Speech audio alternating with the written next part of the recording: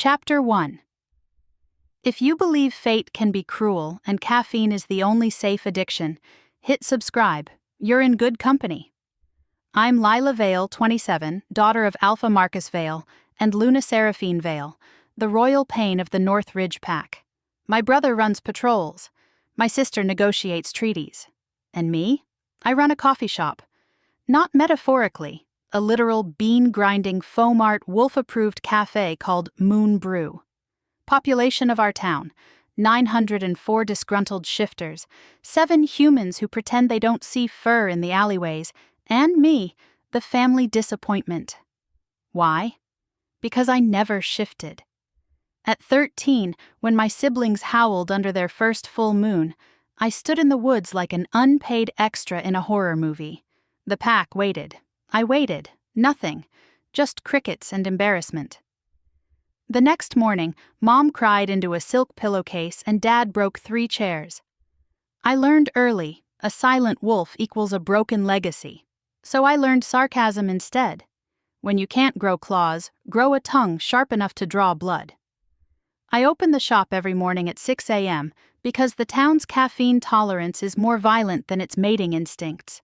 By 6:05 there's already a line, warriors who can break skulls but apparently not brew coffee without breaking the machine. The bell above the door jingles, and my best friend Nova strolls in, wearing leather pants and yesterday's confidence. "Still human, princess?" she teases. I hand her a mug with "Bite Me" painted in glitter. "Still unmated, beta?" I shoot back. We clink cups like we're toasting our shared failure. That morning, everything smells wrong, like thunder in the air before a storm. Then the bell rings again. He walks in. Tall enough to make the doorframe look petty. Broad shoulders wrapped in a gray coat that probably cost more than my espresso machine. And his scent, warm cedar, smoke, and something ancient that makes my bones hum. For a second, the entire shop goes silent. Even the coffee grinder stops, like it's holding its breath. Our eyes lock, his pale as winter light and sharpening with recognition. Then he stumbles. Just a fraction. But wolves don't stumble. Nova leans over and mutters, "New alpha from the Ridge border territory. Moved into the old Hunter estate." The name clicks like a loaded gun. Rowan Thorne. He orders a black coffee like a man who hates joy and possibly himself. When I slide the cup across the counter, his fingers brush mine, and something electric skitters up my arm. My pulse jumps. My wolf, the one who's been dead quiet for 14 years, stirs, just a blink, a snarl under my skin that isn't mine. I drop the cup. Hot coffee splashes his shirt. "Holy hell, I'm so sorry!" He doesn't flinch. He just stares at me like I've committed something sacred. Then he whispers, hoarse and low, "Mate?" Every wolf in the room freezes. Nova's jaw hits the floor. And me? I laugh, the kind of hysterical giggle that belongs in a psych ward. "Yeah, right. Try the pumpkin spice, it's less traumatizing." But Rowan doesn't smile. His eyes glow silver, and the room smells of storm and promise and danger. The crowd backs away, even Nova, because when an alpha's wolf recognizes a mate, there's no undo button, and mine apparently just clicked confirm. I bolt into the back room, heart slamming. My reflection in the steel fridge door looks the same. Brown eyes, coffee-stained apron, wild bun. Nothing about me screams Luna, except now my skin tingles like it's about to split. Rowan's voice carries through the shop. "Tell her I'm not leaving until she talks to me." I whisper to myself. My family runs with wolves. I run late and out of coffee. Then I lock the door and pray my wolf stays asleep. Chapter 2. If you've ever had a man park himself outside your workplace for 3 hours straight with arms folded like a gargoyle, congratulations, you've met an alpha. Or a stalker. In my case, both. By the time the morning rush dies down, Rowan Thorne is still sitting on the bench across from Moonbrew, looking like he's auditioning for a brooding statue exhibit. Nova peeks through the blinds. "You realize he hasn't blinked in 10 minutes, right?" "Maybe he's buffering," I say, scrubbing the counter like my life depends on it. She snorts. That's not buffering, that's mating instinct. I groan. Can someone clear his cache then? But I can feel him, even without looking. That low hum under my skin like my blood's been wired to his pulse. By closing time, he's still there. When I finally step outside, the wind carries his scent, pine smoke and danger. Following me? I ask, turning the key in the lock. He steps closer, slow and deliberate, like every move costs him restraint. Protecting you. From what? The espresso machine? His lips twitch. From every unmated wolf within 10 miles who can smell what I just did. That wipes the humor off my face. What you smelled was burnt coffee, Thorn. He doesn't argue, just studies me with those impossible eyes, like he's trying to decode something ancient written beneath my skin. Then softly, "Your wolf's waking up, Lila." My stomach twists. You've got the wrong girl. I'm the Vale who never shifted, remember? I remember the moment I walked in and your scent hit me like wildfire. Well, congrats. You're allergic to caffeine, I turn to leave, but his hand shoots out, not grabbing, just hovering inches from mine. I'm not here to claim you, he says quietly. I'm here to understand why your wolf's been silent this long. I want to tell him to go to hell, but part of me, the traitorous part, wants to ask if hell smells like cedar and rain. The next morning, I find a paper bag at my door. Inside, a coffee bean sack stamped Black Moon Estate Reserve, rare, imported from his Pax lands, and a note in sharp handwriting, peace offering. I'll be next door if you decide to talk. Turns out, next door isn't a metaphor. He literally bought the shop front beside mine. By noon, his crew is hauling in equipment. Nova whistles. The man opens a coffeehouse war. Alpha or not, I mutter. If he names it Thorn Brew, I'm burning it down.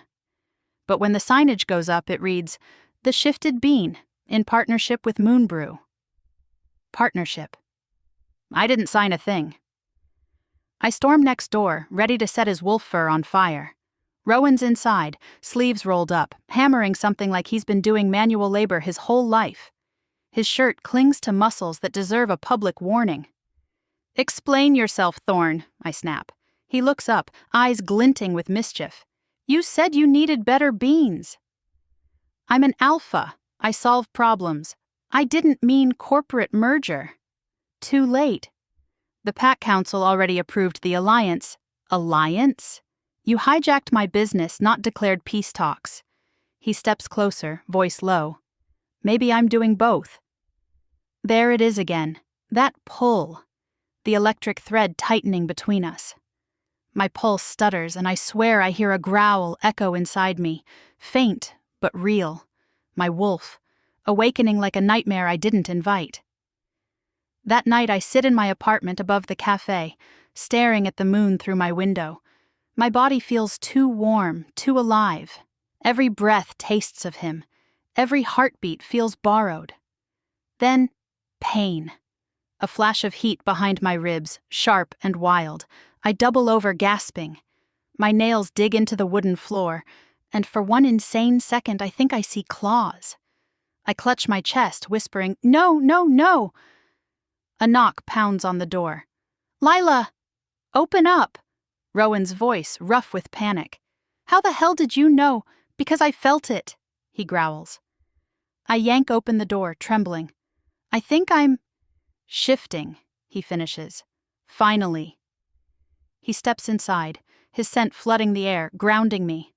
Breathe through it, he murmurs, catching me before I fall. Don't fight her. Her, my wolf. The voice that's been quiet all my life, now snarling awake beneath my skin. I laugh through the tears, breathless and terrified. Guess I'm finally part of the family. Rowan smiles faintly. Welcome home, Luna. Chapter 3. I wake on my couch with my cheek pressed to Rowan's shoulder and the broken glow of dawn cutting across my living room floor like silver bars. My body feels borrowed. Not painful like last night, but stretched. My nails aren't claws, thank all coffee gods, but they're longer, and there's a crescent moon press at my sternum that throbs like someone lit a match under my skin. Rowan doesn't move. He's upright, head tilted back on the cushion, eyes closed but not asleep.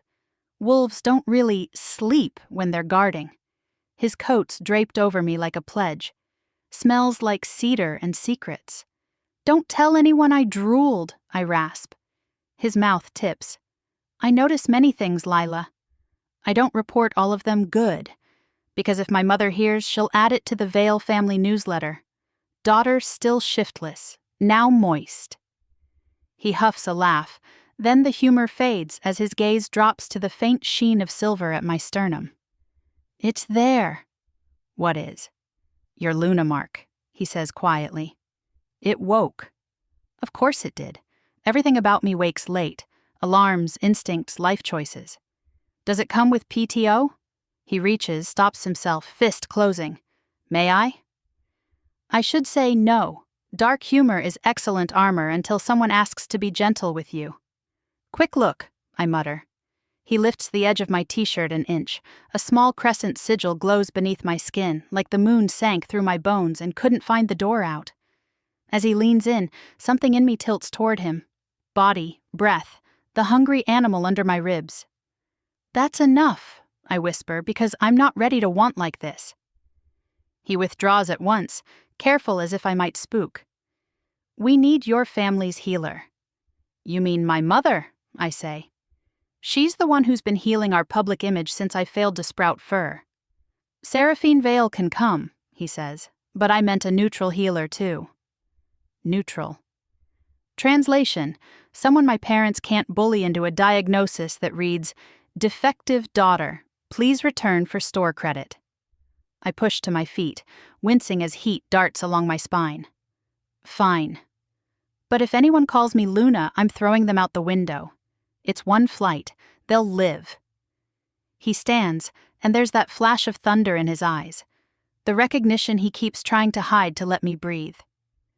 "You decide what anyone calls you," he says, "including me."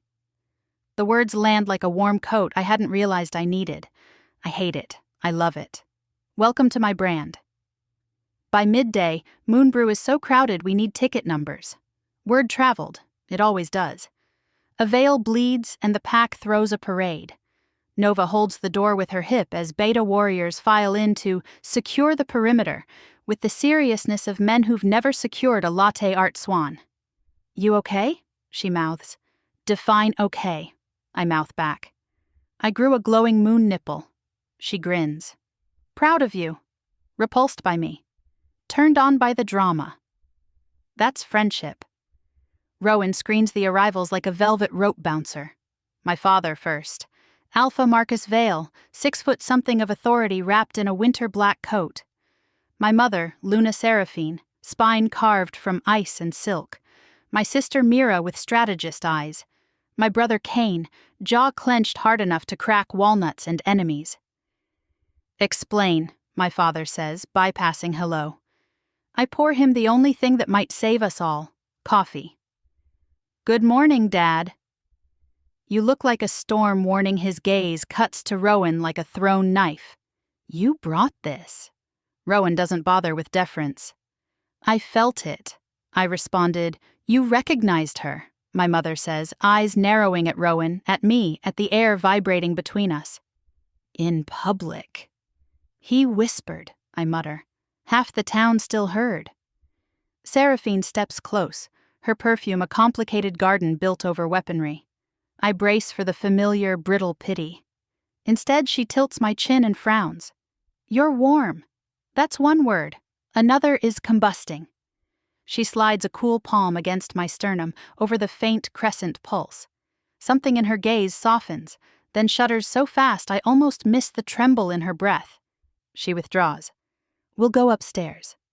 "Neutral healer," Rowan reminds gently. My father sneers. "You presume to dictate terms in my territory?" Rowan's voice is quiet steel. "I presume to keep her alive." The room inhales. Old alphas test each other by volume. New ones test by temperature. Rowan's is glacial. "Mom," I say, "because if they start posturing, I'll move to Canada." Call Sora. Seraphine's eyes flit to me, the smallest nod. She texts. Sora arrives in under 10 minutes, our semi-rogue aunt by affection, hair braided down her back, eyes that see under skin without making you feel flayed. She's a healer in the pack way, hands, herbs, and the kind of magic that isn't a spell so much as a remembered language. Sora touches my wrist, then moves her palm over my sternum, not pressing, listening. Hush now, she murmurs, but she's not talking to me. Stubborn girl. We're late to the party, not invited. My wolf is you, I tell her, shaky. She's a diva. Sora snorts. Then she goes still. There are binds, my father bristles. What binds? Not chains, Sora says. Threads, old ones, woven to muffle. Someone sealed the girl's wolf like you'd muffle a bell. Still there, still ringing, just no one hears. Seraphine's knuckles go white around her phone. Who did it? Kane demands. Sora doesn't answer. She looks at my mother. The room turns, a flock pivoting on a wing. Seraphine Vale lifts her chin. Take this upstairs. In my apartment, last night's chaos smells like warmed cedar and fear, and I hate that it comforts me. Sora sets a bowl on the coffee table, water, salt, crushed lavender. She pricks my finger, lets a drop fall. The water shivers. Sora hums. This is where I tell everyone to keep breathing, she says dryly, especially you, Alpha Marcus. My father glares at the bowl like it personally insulted his lineage. Sora dips her hand. A film lifts on the water, silver threads fine as cobweb. They glitter, then sink again. Not a curse, she says, a ward, protective. It recognizes blood. It softened when Rowan touched you. It softens when Seraphine does, too. Rowan's head tilts. Seraphine placed it. Not alone, Sora says. Blood and law. An oath. My mother has never looked small in her life. She does now, just for a second, and then she is all winter again. There was a prophecy, she says. Of course there was, because this story was almost normal until now. What prophecy? Mira snaps. Seraphine's gaze lands on mine. Not here. You're in my home, I say quietly. There is no not here. She exhales, one of those controlled, royal exhales. When you were born, the seer came. She is dead now. She was old then. She saw two lines, Thorn and Vale, interlacing under a red moon. She saw a Luna whose wolf would be late and lethal. She saw our house falling if she rose too early. So I did what any mother would do. I bound what I could until you were old enough to choose. My mouth goes dry. You tied my wolf up like a birthday present? I muffled her so the world couldn't hunt you, she says, voice sharp with feelings she hates to show. Your quiet saved you. Saved me from what? I demand. Boredom? Family expectations? The inability to do roundhouse kicks while furry? From hunters, Seraphine bites out. From other alphas who would have claimed a quiet Omega girl for their power. From the Thornblood oath, Rowan's eyes harden. Explain. Seraphine looks at him like he is the storm she's been preparing for. Your line and ours forged an oath generations ago, a thorn to guard a veil to temper a thorn. It keeps the border steady. It keeps the packs from war. It requires a bond every third generation. You, she inclines her head toward him, are the thorn. She, to me, the veil. I refused to deliver my daughter to fate before she could decide what fate meant. My throat locks. So my wolf wasn't defective. She was gagged. Sora flinches. Bound, she corrects gently. Bound by love. It matters. It feels the same, I whisper. The room sways and steadies and sways again. Rowan's hand starts to lift, then falls. He's learning me too fast and not fast enough. I didn't know about the oath, he says. I would never. I am not my grandsire's kind of alpha. Your ignorance is not the same as innocence, Seraphine says coolly, but you'll have a chance to prove it. Mira clears her throat. Politics later. Lila now, Sora nods. The ward is loosening on its own. The Luna mark means her wolf has made a choice, waking despite the threads. We can ease it. She glances at my mother. We can untie what you tied. Seraphine's lashes lower, hide and seek with guilt. Do it. Wait, I say. Everyone looks at me. I swallow. If I cut this now, what happens? Sora's mouth tips. You will be loud. Loud how? Every alpha within a day's run will hear you. Some will prefer diplomacy. Others will prefer less what? Consent, she says softly. The room goes ice. Rowan's growl is a quake under the floorboards. My father's face does that murder stillness I barely remember from childhood, the kind of calm that means the next thing bleeding will be someone else. I can protect this territory, Marcus says. And I can protect her, Rowan says. And I can protect myself, I snap, because apparently the chorus forgot the soloist. I don't want a dozen alphas showing up like I'm a prize cow at an auction.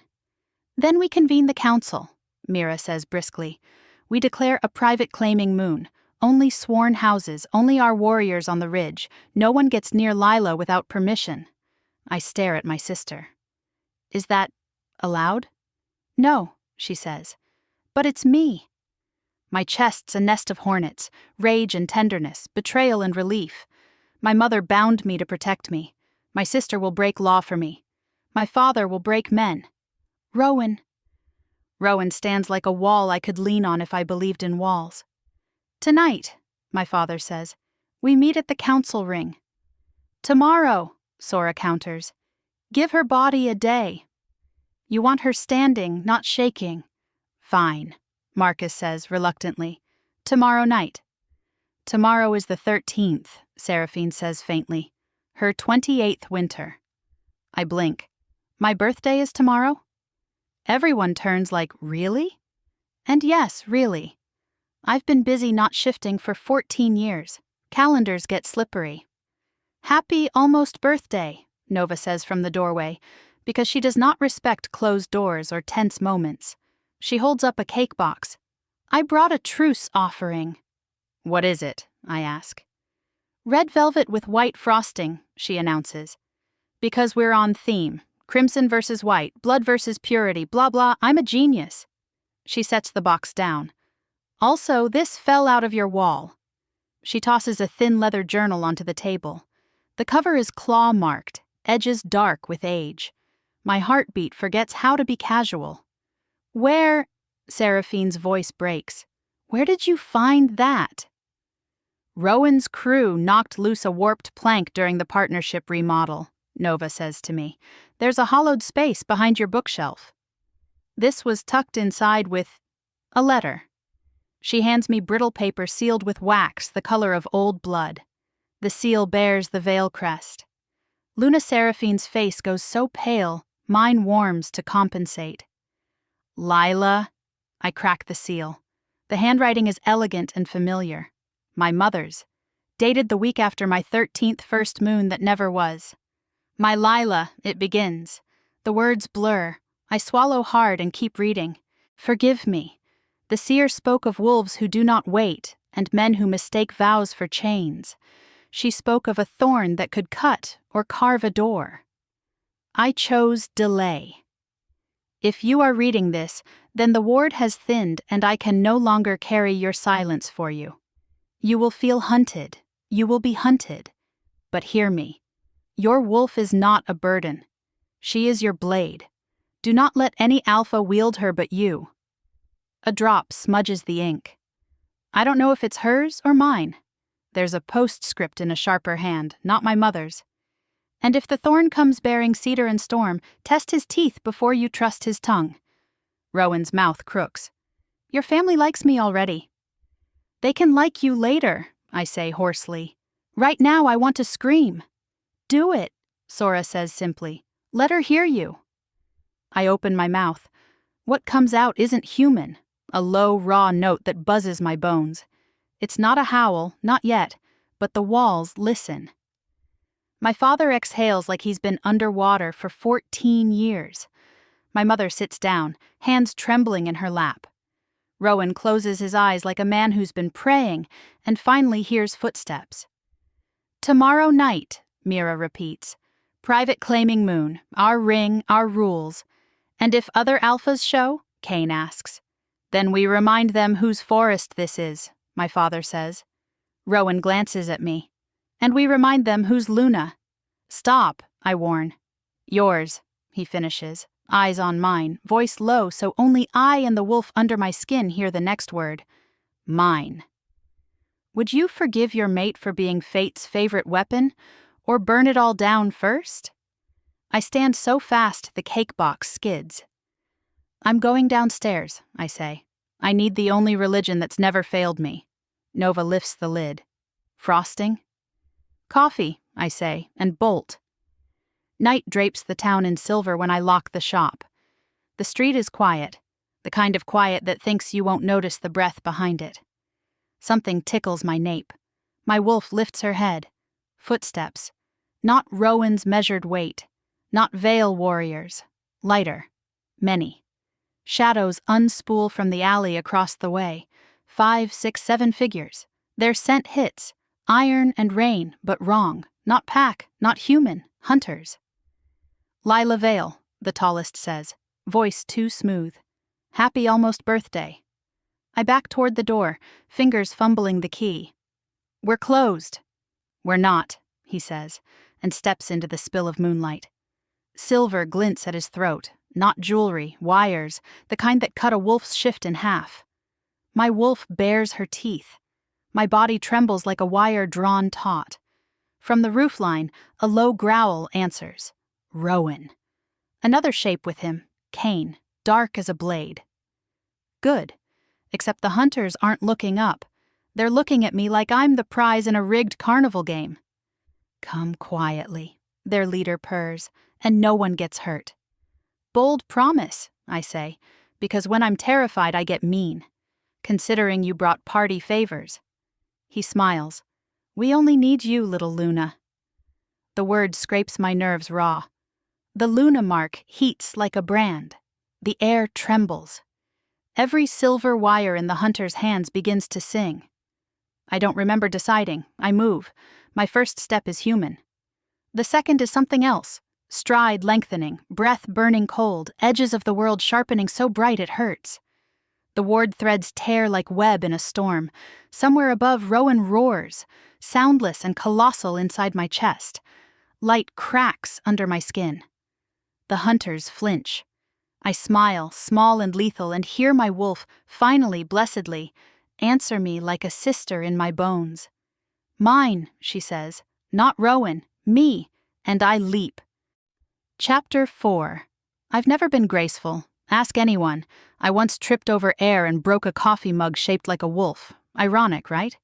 But tonight, as I hit the cobblestone, claws slicing through asphalt like butter, I'm something else entirely. A storm with skin. The hunters shout. Silver wires snapping through the air, sizzling where they hit the ground. I duck under one, muscles coiling on instinct I shouldn't have. My wolf laughs inside me, a wild, throaty sound that's equal parts finally, and oh hell yes. Lila! Rowan's voice crashes over the chaos. Stay down! I do the opposite. One of the hunters lunges, knife glinting in moonlight. I pivot, grab his wrist, and snap. The sound is awful and thrilling all at once. My wolf purrs. He tried to cut us. We cut back. Blood scents the night. The others hesitate. Wrong move.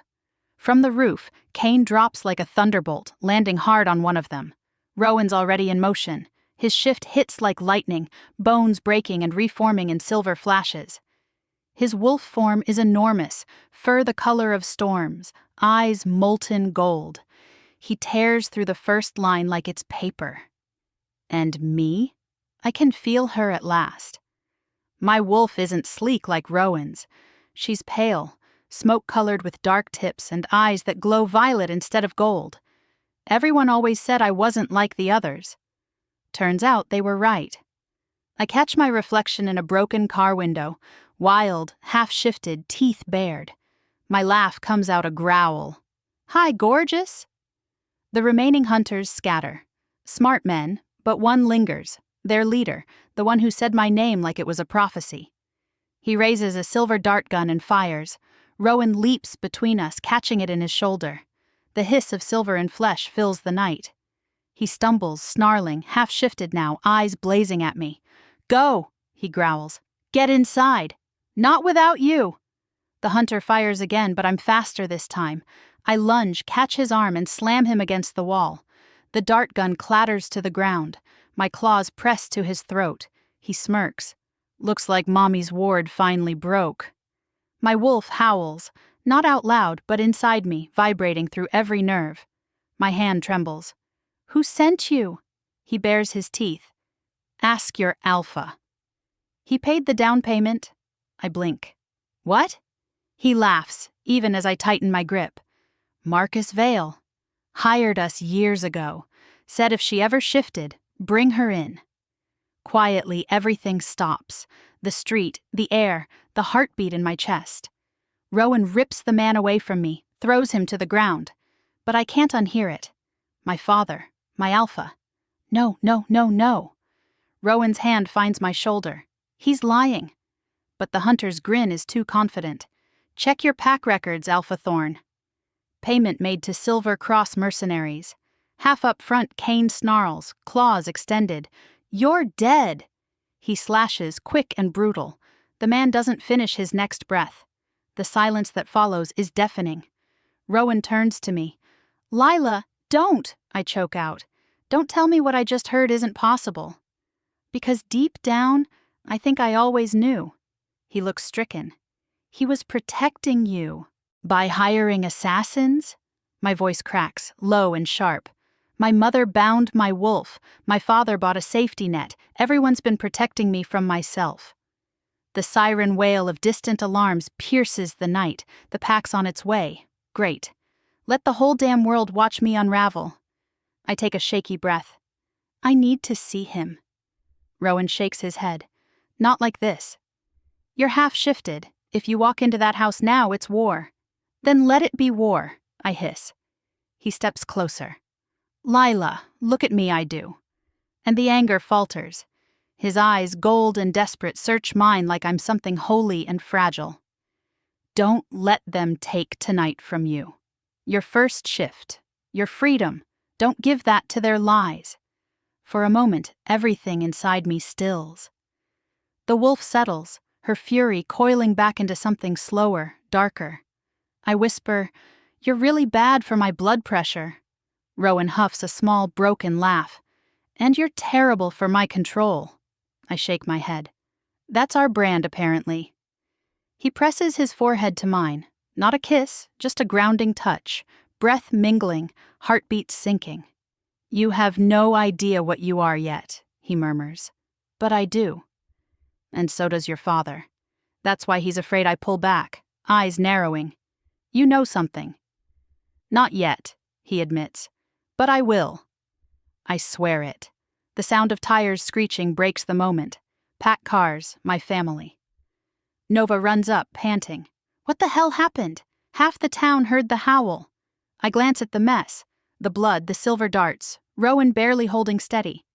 "Long story short," I say, voice shaking but steady, "I shifted. Hunters showed up. Rowan got a piercing Nova blinks. And your dad's on his way." "Of course he is." Rowan grips my wrist gently. "Stay with me." "Don't face him alone," I meet his gaze. "I've been alone my whole life, Thorn. Maybe it's time I stopped running from it." He opens his mouth to argue, but headlights flood the street.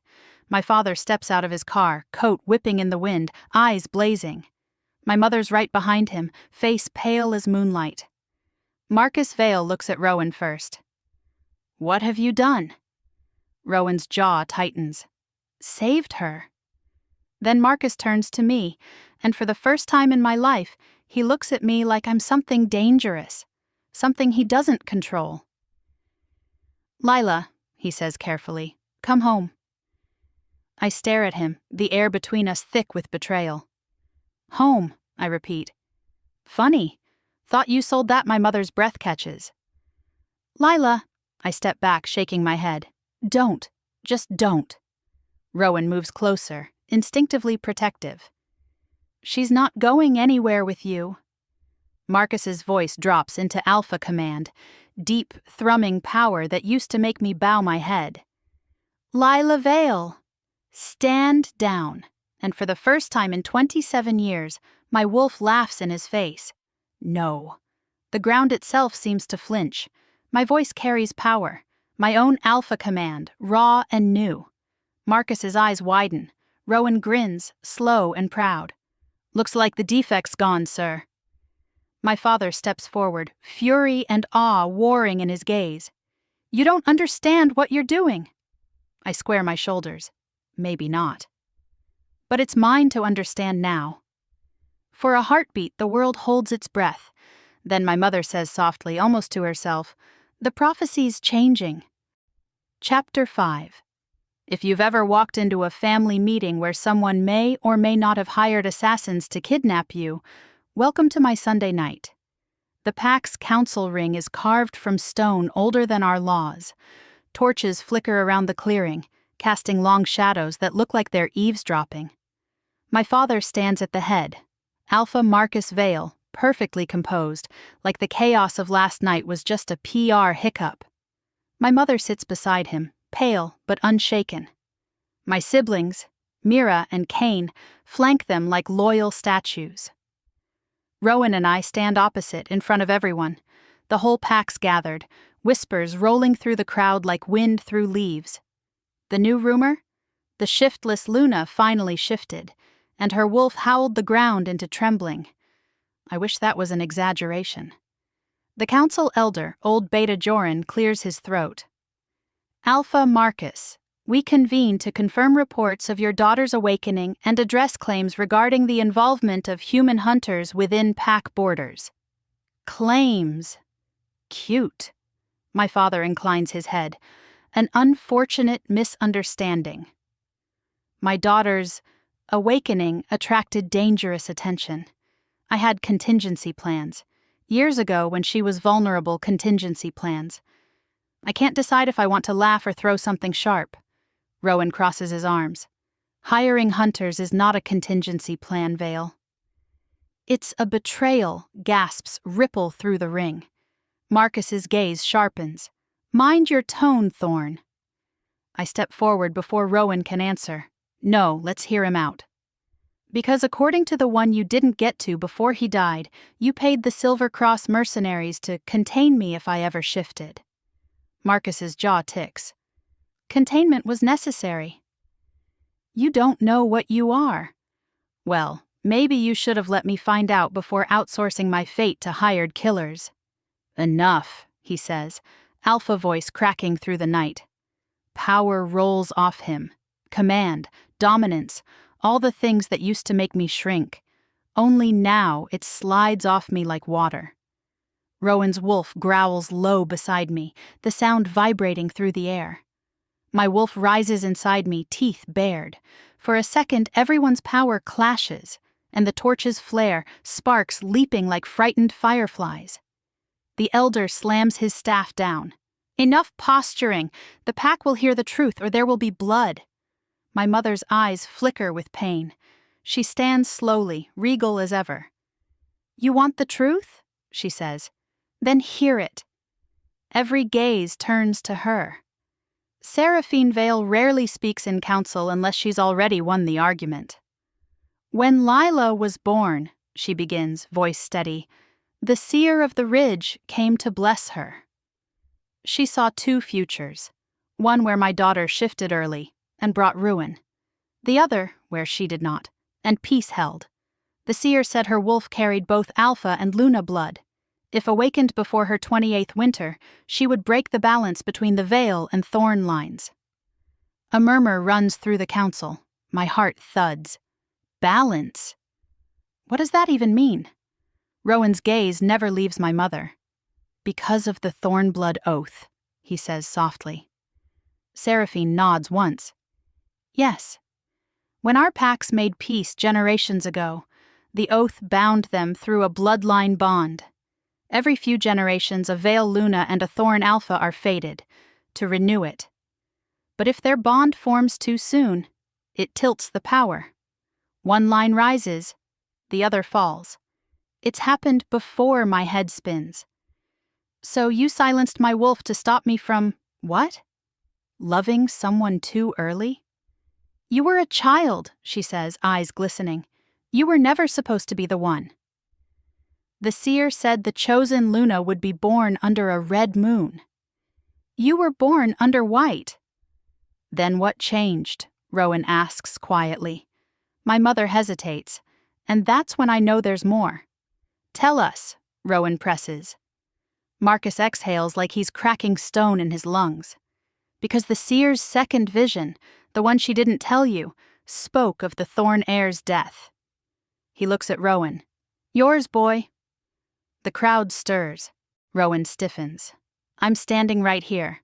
Exactly, my father says. You weren't supposed to.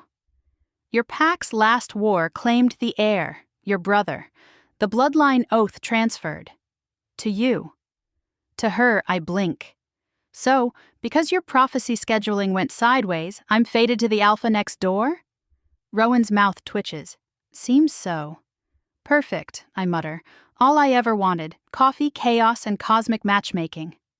The elder frowns. Prophecies can't be undone, but they can be redirected. Rowan's gaze sharpens. What does that mean? The elder looks between us. It means if the bond is acknowledged, the pacts unite, permanently. If it's rejected, the oath breaks, and the weaker line will wither. My father's eyes narrow. You're saying if she doesn't mate him, one pack dies? Not just the pack, the elder says gravely. The bloodlines themselves. The silence that follows could drown a god. I look at Rowan. His jaw is set, but his eyes, they're full of something I can't name. Fear, desire, duty. So it's marry or murder, I say dryly. Love him or doom my DNA. Rowan almost smiles. Romantic, isn't it? This isn't a joke, my father growls. Tell that to Fate, I shoot back. She clearly has a twisted sense of humor. Nova, who somehow found her way into the crowd, mutters, I'd watch this soap opera. The elder lifts his staff. Tomorrow night marks her 28th winter. The choice must be made before moonrise. The council disperses, murmuring. The torches die down, one by one, until it's just Rowan, my family, and me in the fading light. Marcus's shoulders sag, years of secrets catching up with him. Lila, I did what I thought would save you. Save us, I swallow hard. You hired assassins, Dad. You bound your own daughter like a curse. You didn't save me. You caged me. His voice cracks. And if I hadn't? You'd be dead by now. There it is, raw and awful, the kind of truth that doesn't set anyone free. Rowan steps between us, not as a shield, but a balance. No more lies, he says. Tomorrow she decides. Not you, not the seer's ghost. Her. My father glares. You overstep.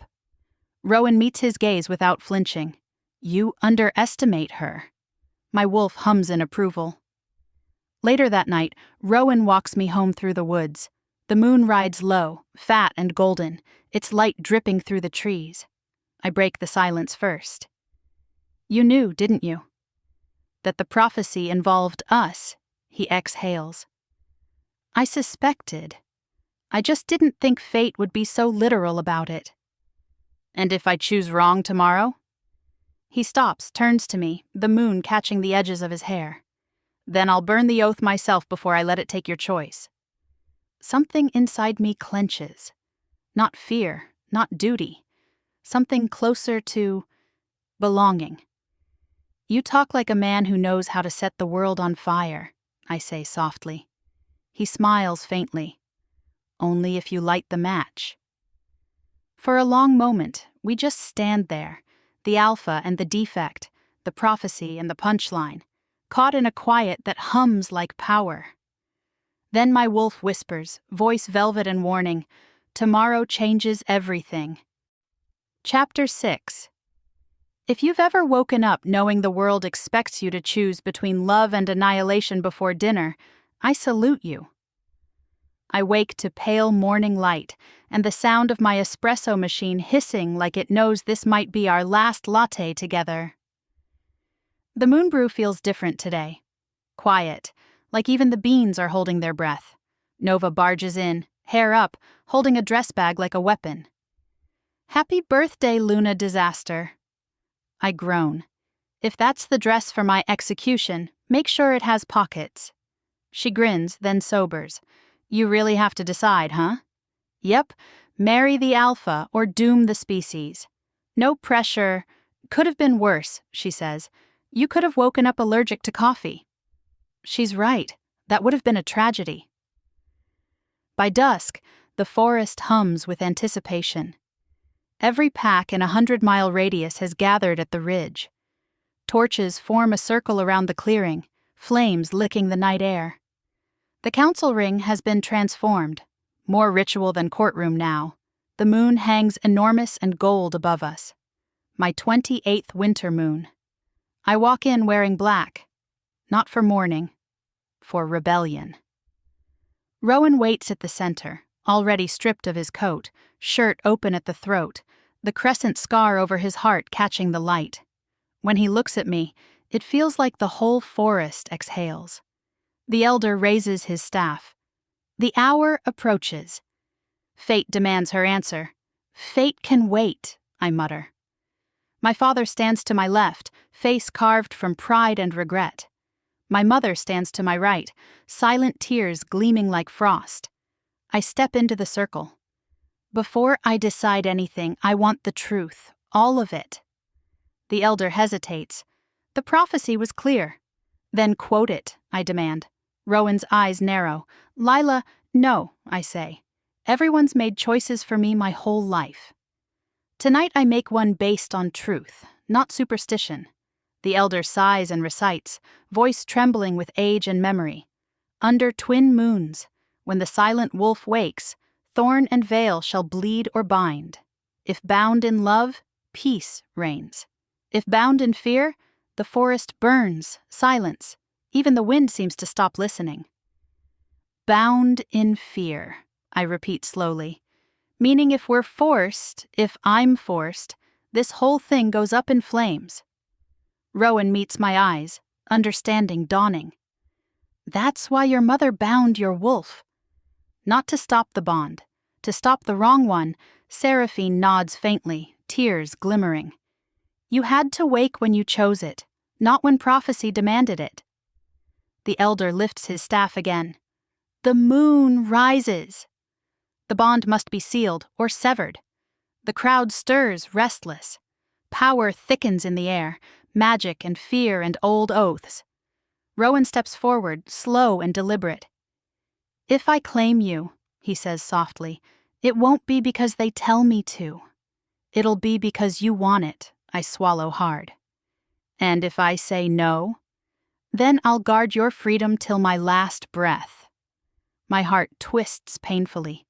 You'd really risk your pack for me? He half smiles. You are my pack. My wolf stirs, humming approval. My heart, traitorous thing, echoes her rhythm. But my mind, my stubborn, sarcastic, self-preserving mind, whispers, don't lose yourself to prophecy. The elder's voice booms. Make your choice, Lila Vale. I step forward, closing the distance between us. His scent, cedar, smoke, storm, wraps around me like truth. The entire pack watches. The moon glows brighter, the mark at my sternum pulsing hot and wild. I lift my chin.